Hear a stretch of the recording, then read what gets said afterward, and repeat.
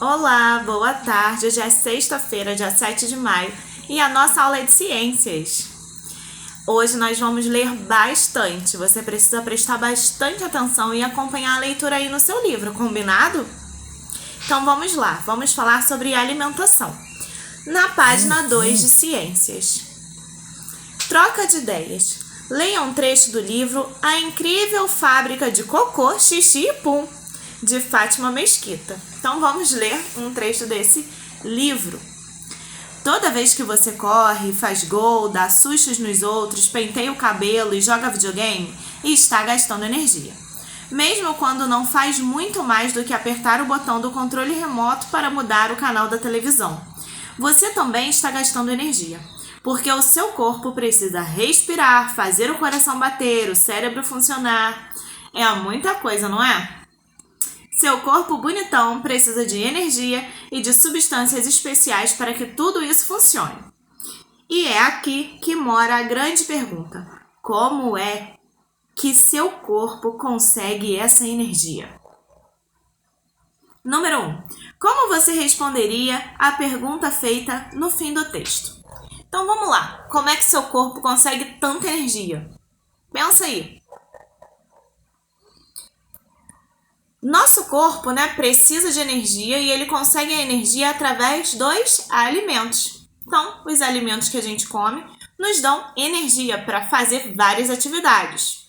Até quando a gente está dormindo, que é respirar, o coração bater, todo o nosso corpinho funcionar. Então, vamos lá. Número 2. Cite outras atividades realizadas por você que necessitam de energia. O que você faz que precisa de energia?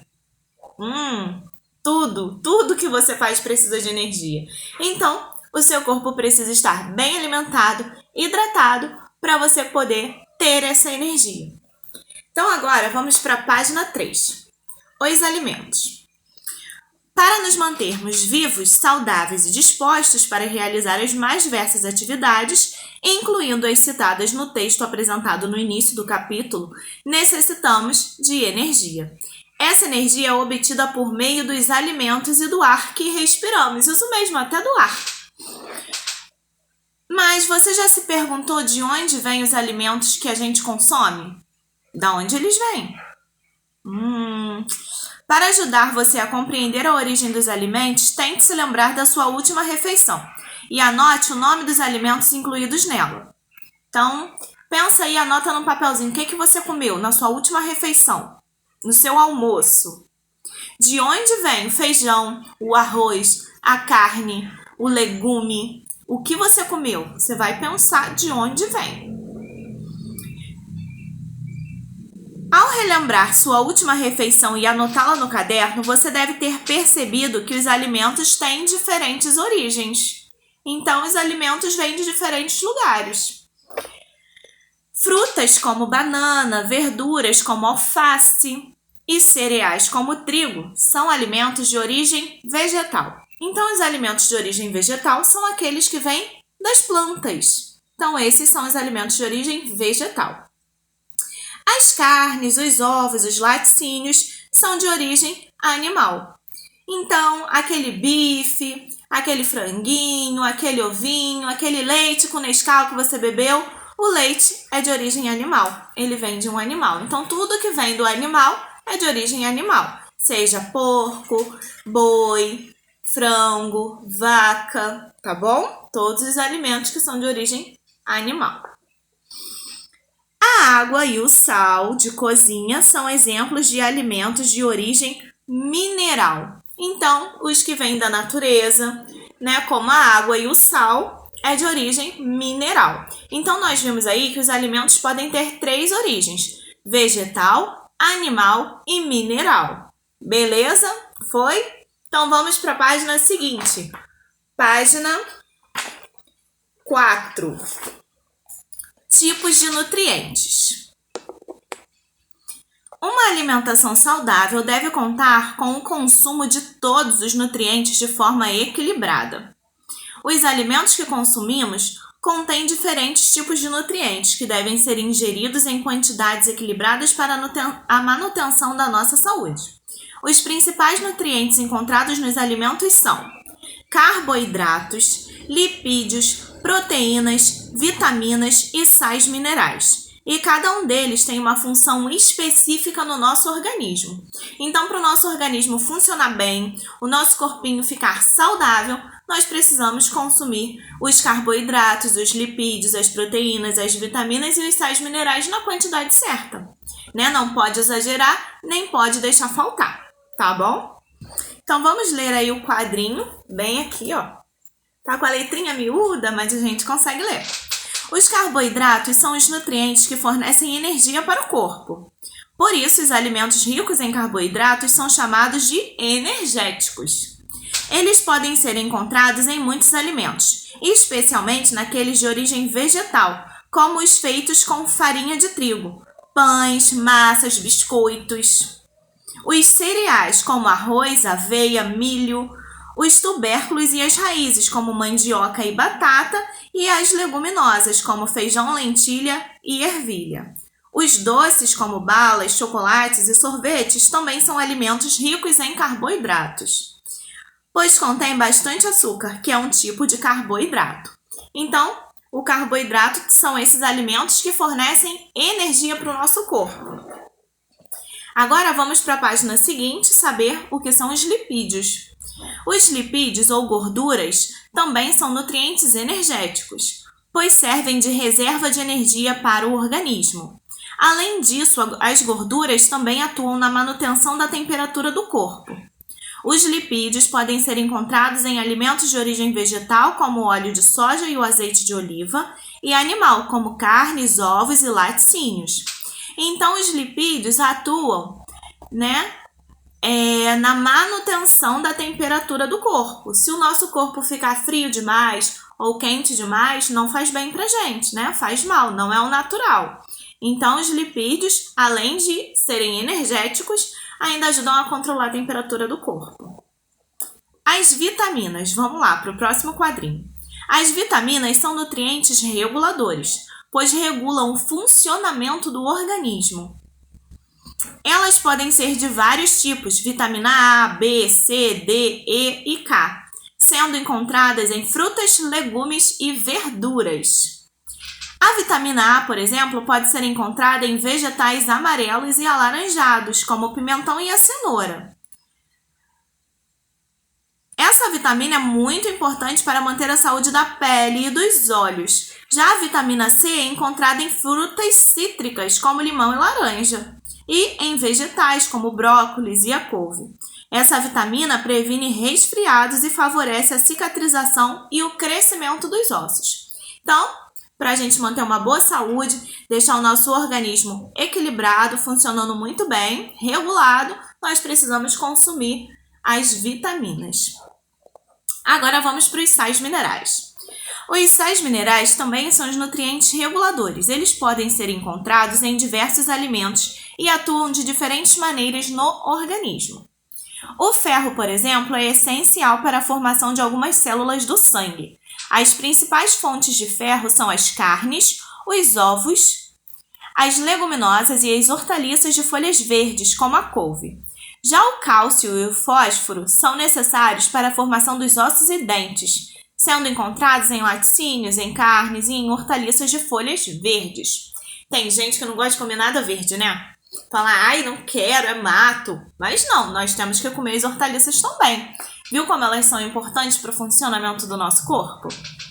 Agora vamos falar sobre as proteínas. As proteínas são nutrientes necessários para a construção e a renovação das células do corpo. Por isso, alimentos ricos em proteínas são chamados de construtores.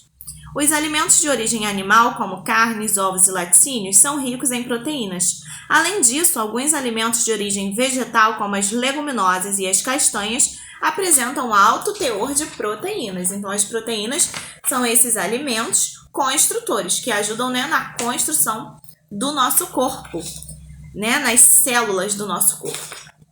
Agora vamos para a página 6. Falar sobre alimentos processados. Sabe o que é um alimento processado? Então vamos aprender. Observe as imagens a seguir. Que diferenças você pode notar entre os alimentos retratados e em cada uma delas? Então, olha aí na imagem. Aqui nós temos alimentos, alguns alimentos e aqui outros tipos. Qual você acha que são os alimentos processados? Esse ou esses? Ah, se você disse esse aqui, você acertou.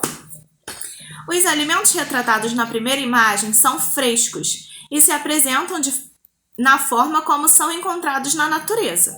Já os alimentos representados na segunda imagem foram fabricados pela indústria, por isso são chamados de alimentos processados. Então, os alimentos que são frescos, né, que a gente utiliza como eles são retirados da natureza, né, são esses alimentos da primeira imagem. E na segunda imagem nós temos os alimentos processados, ou seja, que são feitos nas indústrias, né, são fabricados.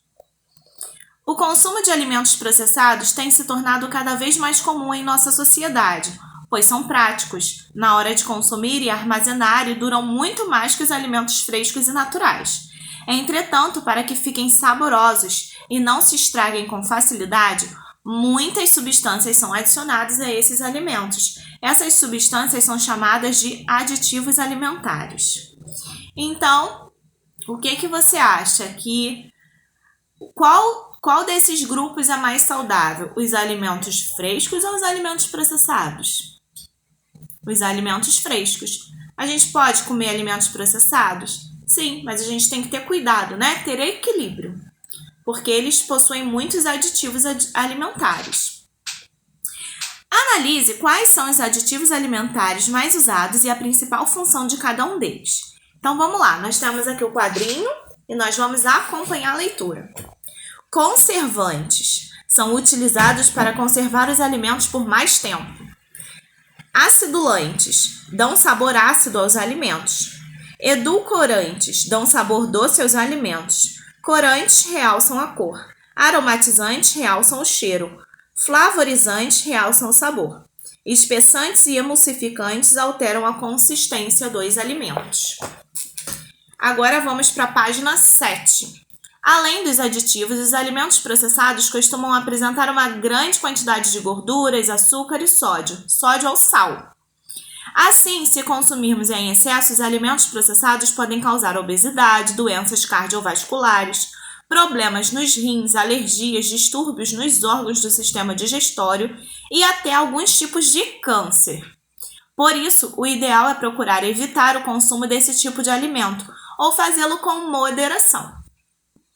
Para saber quais são os nutrientes e os ingredientes que determinado alimento processado apresenta, devemos ler o rótulo.